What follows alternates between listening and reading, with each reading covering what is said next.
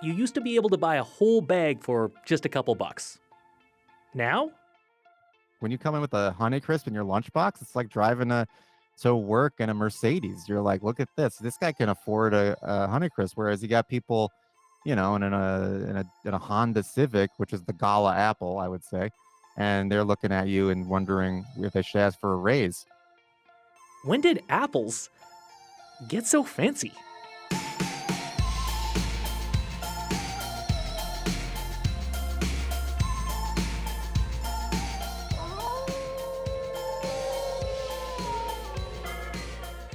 Happy Halloween! Welcome to the cost of living. I'm Paul Havershrud. Trick-or-treaters used to get apples at Halloween, but now, at $2 an apple? Not likely. Apples can be more expensive than even the Halloween Holy Grail, the full-size chocolate bar. How did this happen?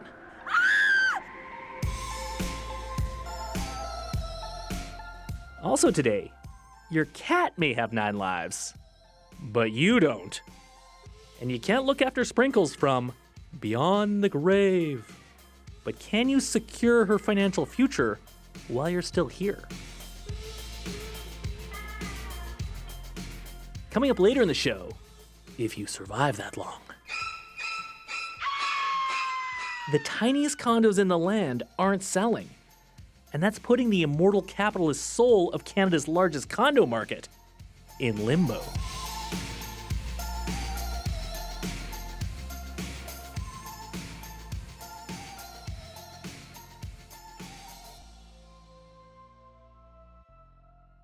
Brian Frangie grew up eating the Red Delicious.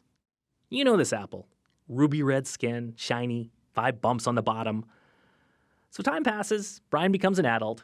One day he's walking through a grocery store and, on impulse, decided to try a different apple. And I took a bite of this apple, and a whole world of tastes and flavors were opened up to me. And I realized that I had been eating trash apples my entire life. And I was furious that people were serving me Red Delicious and Granny Smiths when there were other apples like Sweet Tangos out there that were basically not even the same fruit. He bit into that Sweet Tango, and it was a revelation. You could call it his apple awakening.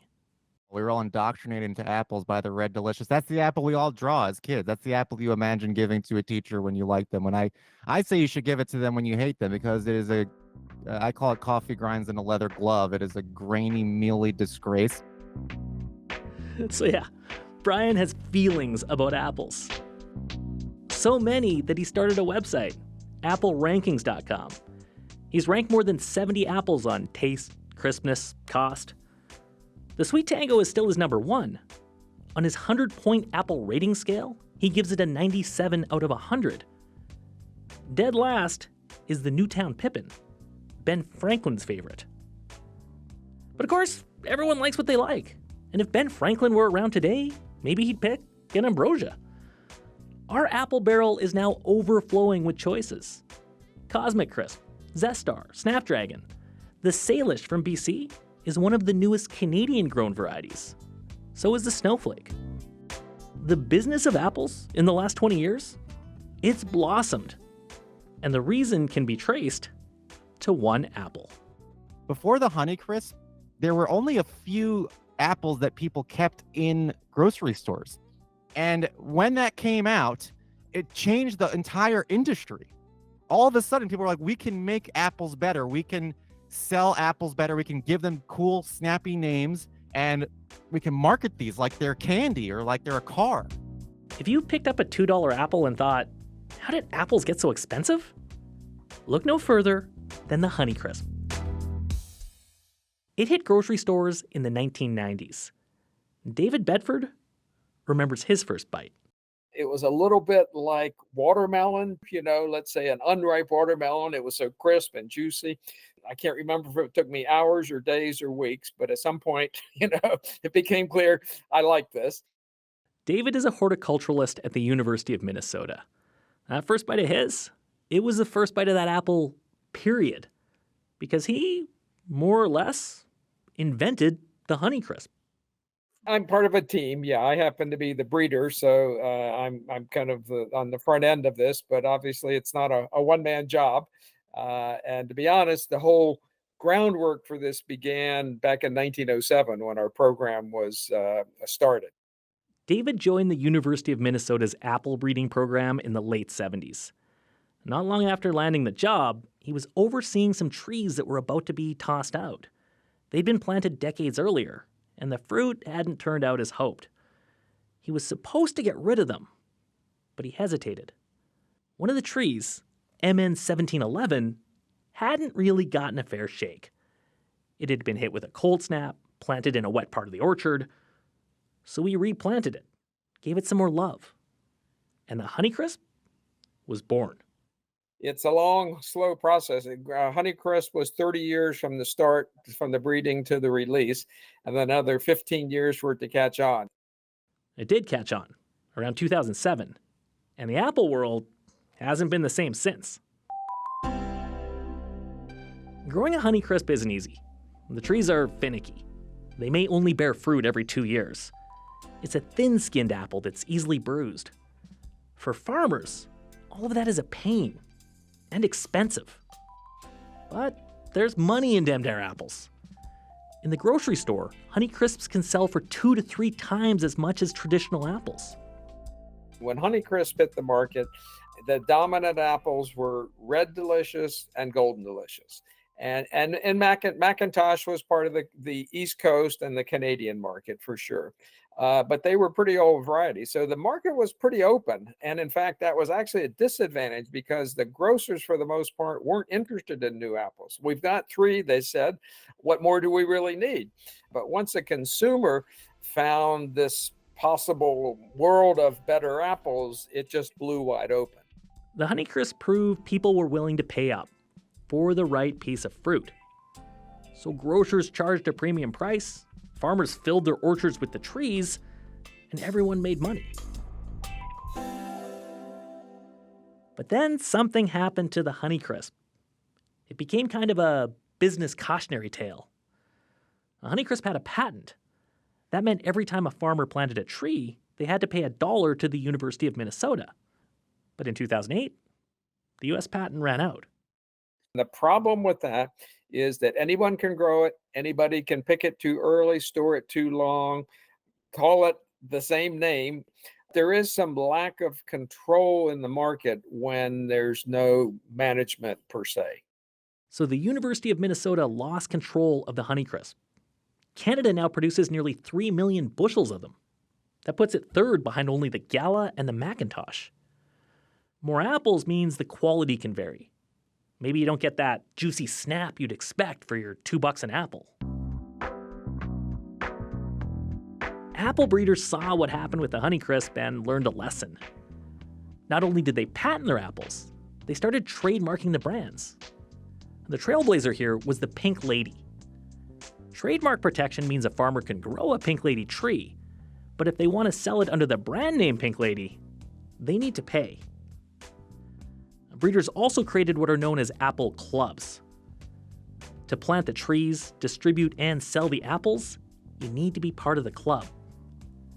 Club varieties, like the Envy and Sweet Tango, also try to match supply with demand. They limit how many apples are grown. This can help keep the quality high, but also the price.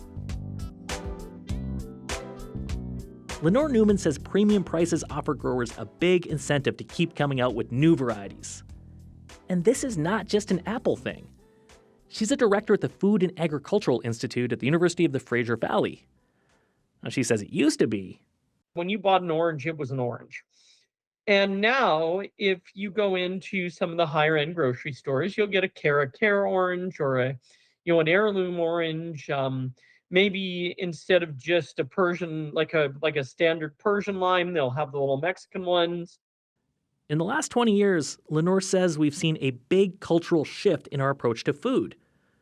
The results are showing up on grocery store shelves. We want more choices, and we're willing to pay for them. We want to know, why am I only eating one type of pepper? Like, why can't I have 12 types of pepper? And I think there's just been a real push, and it started with fine dining. It moved into things like, the Food Network on TV, chefs like Anthony Bourdain. And at the same time, the agricultural system got better at giving us a little more diversity.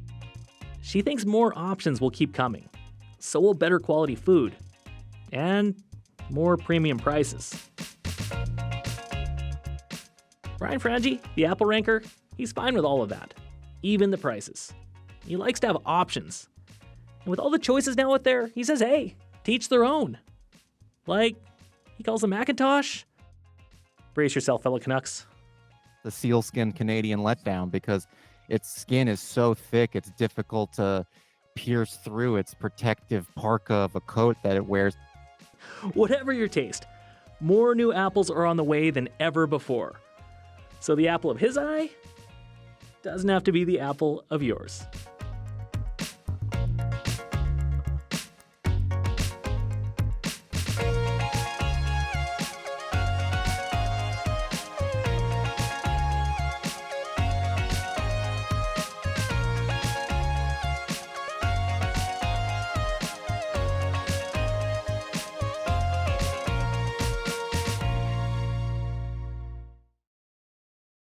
On your radio and by podcast, this is The Cost of Living. I'm Paul Haberstrood.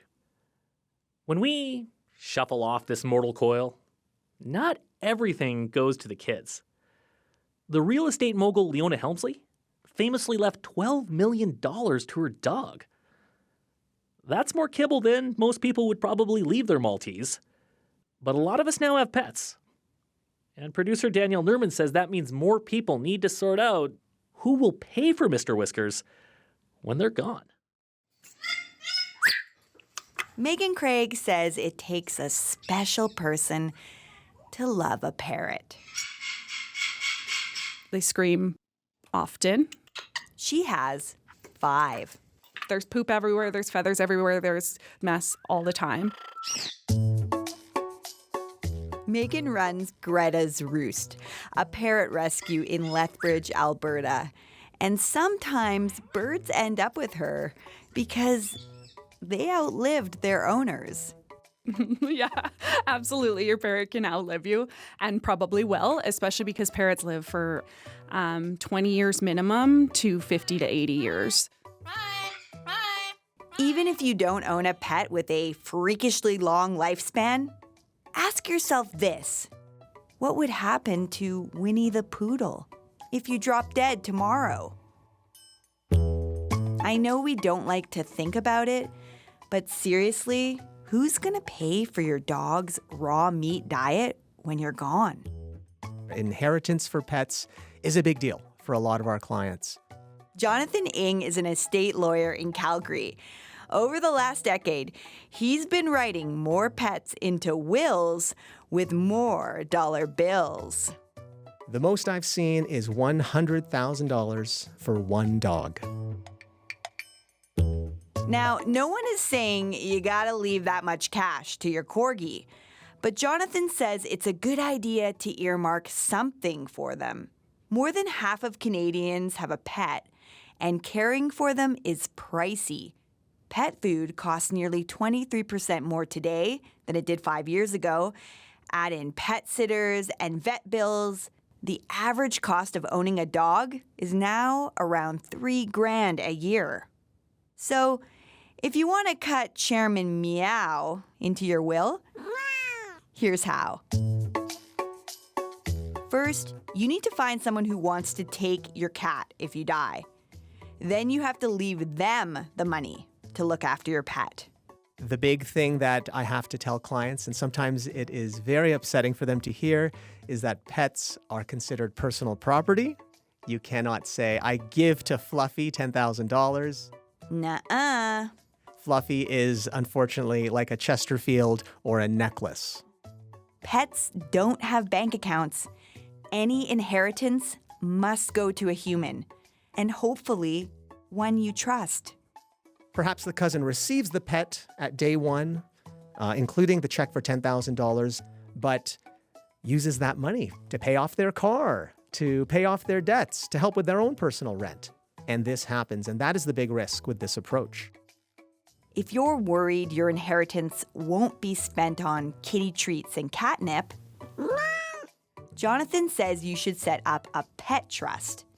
Instead of leaving your cousin a lump sum, you appoint a trustee to dole out that money over time. But what if you have many, many pets and they're parrots? The worst part is most of the people who have birds have multiple birds because they're kind of like chips, and you can't just have one. You got to have more than one bird. It's just a thing, right? Megan Craig, who runs the Parrot Rescue, is currently in line to inherit 30 of them. I'm terrified. The owner has promised to set aside some cash for the birds. And, well, Megan just hopes it's enough. You know, I'm in the will for this lady with 30 birds, and then I have another friend who has another 6 or 8. And it's like, man, if you guys all die at once, like, I don't know what I'm going to do, but like $10,000 isn't going to be enough for anybody to do this job, right?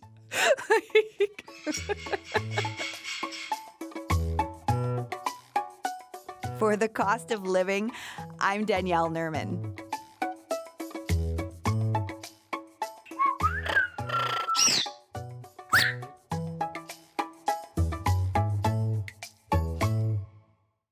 On your radio and by podcast, this is The Cost of Living.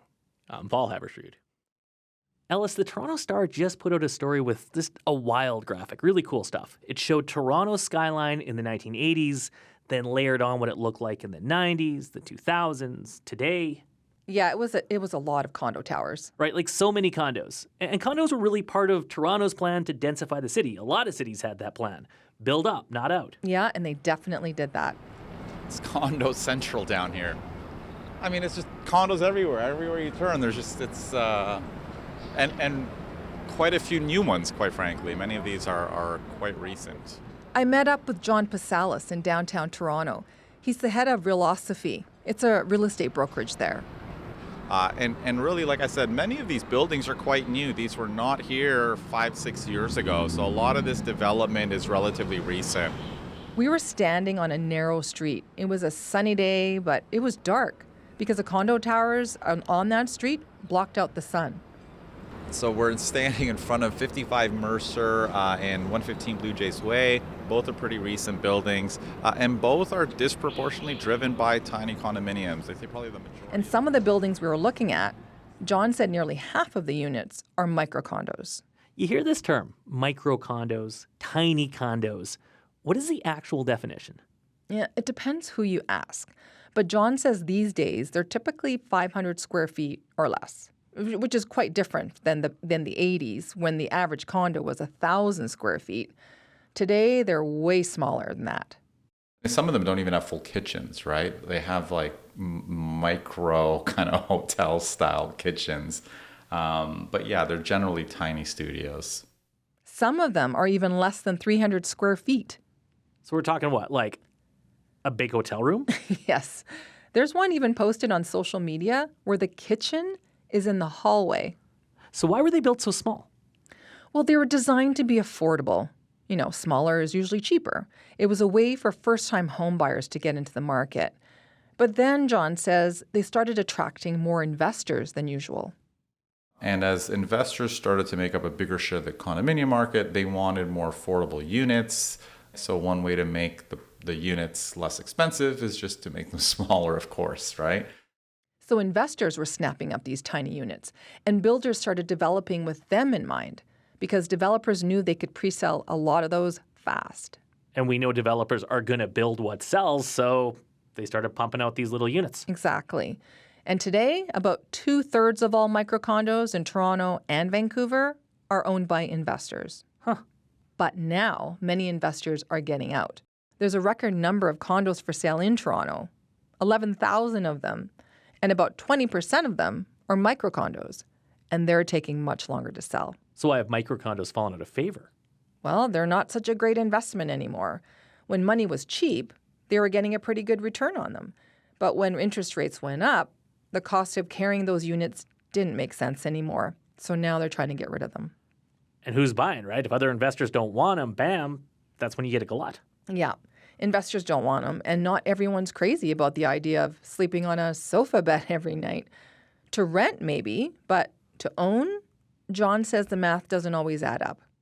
So like for an end user who's, for example, looking at a one-bedroom condo, some of them will just look at the price of the one bedroom, look at their down payment, look at their mortgage, property taxes, and maintenance fees, and realize like they're spending quite a bit more as an owner versus if they just rented it. All right, score one for rent versus buy. Yeah, so that means demand is down. It's making developers nervous, and now they're trying to figure out what to do next. What's interesting about this choice, Ellis, is what those developers decide to build in a couple years after they go up. That basically becomes a big chunk of the new housing stock. It can be. Some think rental apartments could be next. Canada hasn't built many of those in a long time, but there are a few developers trying a different kind of condo. So now we're going to walk into our model home, our model suite, and Puyan Safapur is with Devron Developments. He has a show suite in the heart of Toronto, and it's pretty shishi. The paneling, the bronze finishes, but also practical features like having a full-size fridge. He's building a 39-story tower where the average unit is 2 bedrooms and about 800 square feet. So way bigger than a micro-condo. It is. It's a big change in Toronto, where the trend for the past decade has been about getting smaller. Puyan's company was part of that.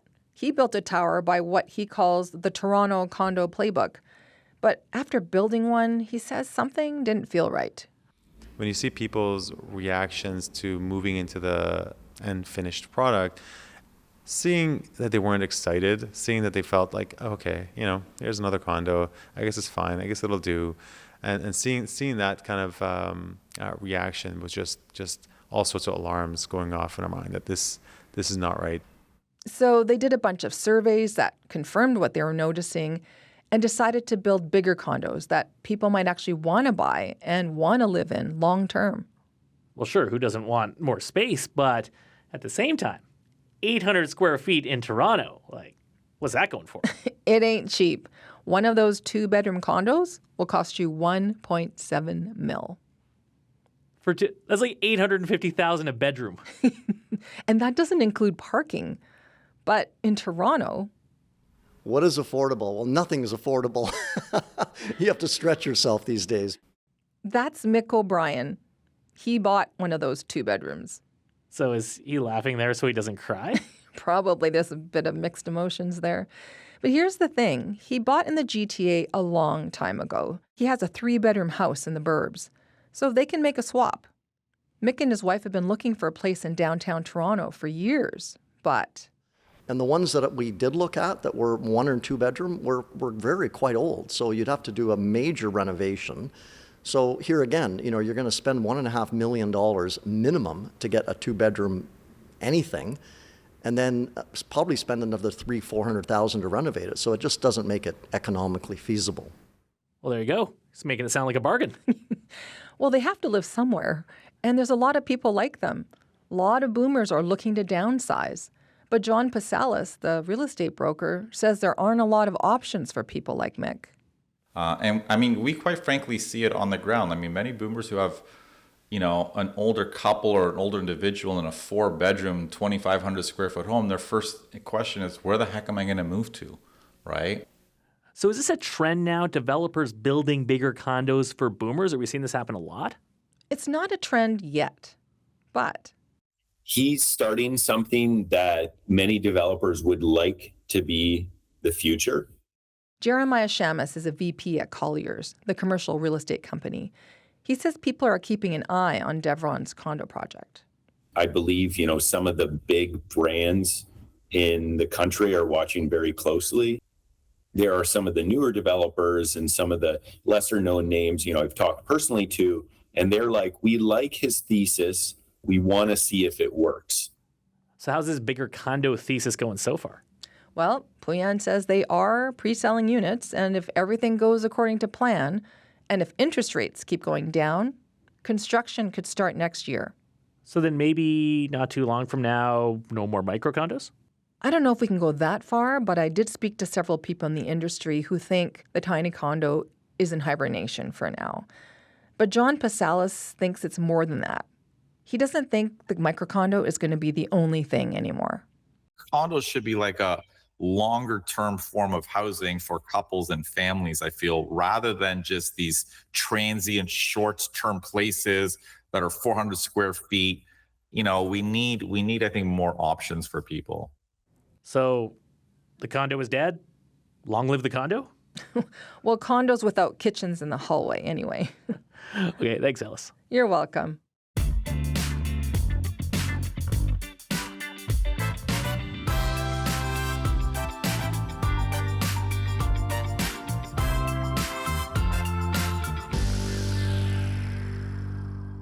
Coming up on next week's show, it used to be if you spent time in a thrift store shuffling through racks of clothes, you could make some sweet finds for cheap.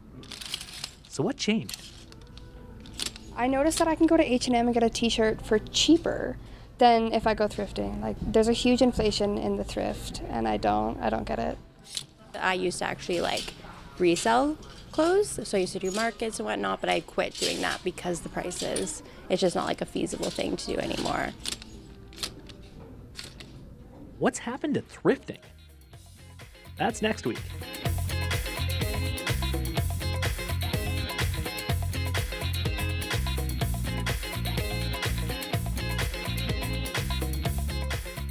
The Cost of Living is based in Calgary. The show is produced by Daniel Nerman, Ellis Cho, and Jennifer Keene, with help from Caroline Ferris. I'm Paul Habersrud. Thanks for listening.